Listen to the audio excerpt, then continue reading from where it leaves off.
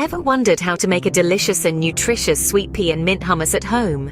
Imagine the fresh, vibrant flavors of sweet peas, mint and lemon, combined with the creamy, nutty depth of chickpeas and tahini. Not only is this dish a delight to the taste buds, but it's also packed with nutrients. So how do you make this culinary delight? Firstly, you'll need 1.5 cups of cooked chickpeas. These can be canned or boiled, but they form the hearty base of our hummus. Then add in 1 cup of sweet peas. If you're using fresh peas, you'll want to blanch them in boiling water for 2 to 3 minutes, then transfer to an ice bath to cool. Frozen peas? No problem, just thaw them out. Next, bring in 1/4 cup of fresh mint leaves. This gives our hummus a refreshing twist and a pop of color. 1/4 cup of tahini is next on the list. This sesame seed paste lends a rich, nutty flavor to the hummus.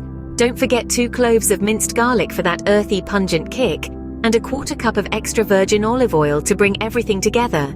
The juice of 1 lemon adds a tangy brightness that cuts through the richness, while a 1/2 teaspoon of ground cumin adds a hint of warm spice. Lastly, season with salt and pepper to taste. Combine all these ingredients in a food processor. Blend until smooth, pausing to scrape down the sides as needed. If the mixture is too thick, add water gradually until you reach your desired consistency. Now, for the final touch. Taste and adjust the seasoning. You might want to add more salt, pepper or lemon juice. Once you're happy with the flavor, transfer the sweet pea and mint hummus to a bowl.